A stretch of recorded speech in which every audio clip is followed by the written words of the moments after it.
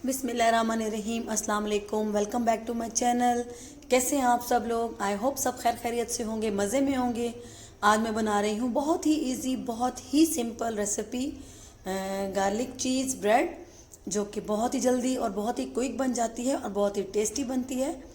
इसके लिए मैंने लिए हैं ब्रेड 3 से 4 स्लाइस, मोज़रेला चीज़ जाएगी हस्बे ज़ायका जितनी आपको पसंद है। मक्खन लिया है मैंने 50 ग्राम, और मैंने इसमें गार्लिक लिया है, उसको मैंने बारीक बारीक चॉप कर लिया और मैंने वो लिया तकरीबन 2 टेबल स्पून।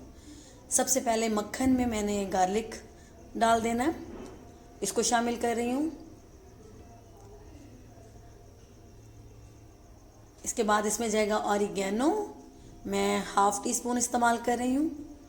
आप इसमें पार्सले भी ऐड कर सकते हैं, हरा धनिया भी ऐड कर सकते हैं, लेकिन जो ऑरिगेनो है इसकी स्मेल और इसका फ्लेवर बहुत ही ज़बरदस्त लगता है गार्लिक ब्रेड में। बस इसको अच्छे से मिक्स कर लिया है मैंने मक्खन के साथ, गार्लिक को और ऑरिगेनो को। बस इसमें और कुछ नहीं जाएगा। बस अब इसको थोड़ा थोड़ा बैटर लेते जाएं और ब्रेड के ऊपर स्प्रेड करते जाएं। अच्छे तरीके से इसको फैला लेना है ताकि हर तरफ से मक्खन और हमारा गार्लिक अच्छे से इसके ऊपर लग जाए। ये बहुत ही झटपट और बहुत ही अच्छे बनते हैं और ये होममेड है। सबसे बड़ी बात है, घर में जब हम बनाते हैं एक चीज़ तो वो बहुत ही साफ़ सुथरी और बहुत ही अच्छी बनती है, और ये चाय के साथ बहुत टेस्टी लगते हैं। शाम की चाय के साथ खाएं इसको, लंच बॉक्स में भी आप इस्तेमाल कर सकते हैं अगर आप ऑफिस में जा रहे हैं। बच्चे अगर पसंद करते हैं गार्लिक चीज़ ब्रेड तो उनके लिए भी ये आइडियल है। बस इसको अच्छे से सारे स्लाइस पर मैं इसको लगा दूँगी। ये देखिए सारे मैंने अच्छे से लगा दिया मक्खन इसको।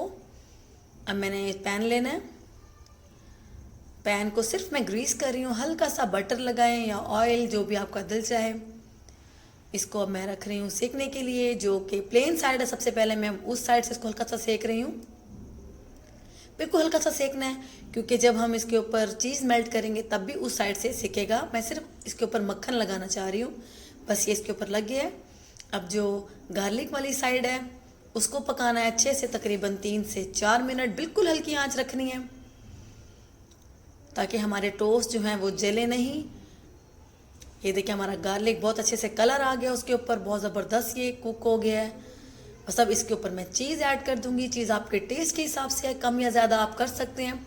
और अगर आपको चीज़ नहीं पसंद तो आप as it is garlic bread को अच्छे से रोस्ट करके जब उसके ऊपर कलर आ जाए तो हमारी सिंपल गार्लिक ब्रेड तैयार हो जाती है।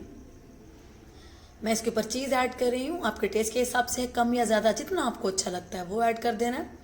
और मैंने फ्लेम बिल्कुल हल्का रखा हुआ है ताकि हमारे जो टोस्ट हैं वो जले नहीं नीचे से।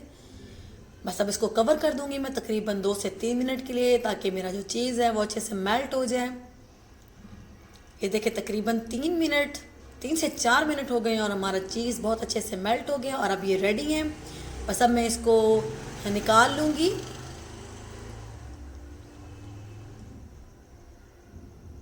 बस ये बहुत अच्छे से हमारे सिक गए हैं और हमारा चीज़ भी मेल्ट हो गया है। ये मैंने बग़ैर चिली फ्लेक्स के बनाए हैं। अगर आप चाहते हैं तो आप इसके अंदर कुटी हुई लाल मिर्च भी ऐड कर सकते हैं। ये देखिए बहुत अच्छा सा कलर आ गया दूसरी साइड से भी, और हमारे स्लाइस रेडी हैं।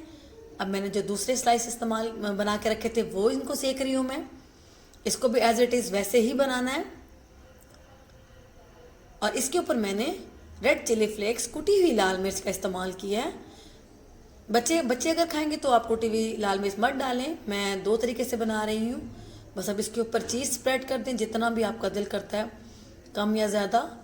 गार्लिक चीज़ ब्रेड है तो चीज़ तो इस पर अच्छा लगता है, जितना डालेंगे उतना अच्छा लगेगा। और इसके ऊपर भी मैं हल्के से चिली फ्लेक्स ऐड कर रही हूँ।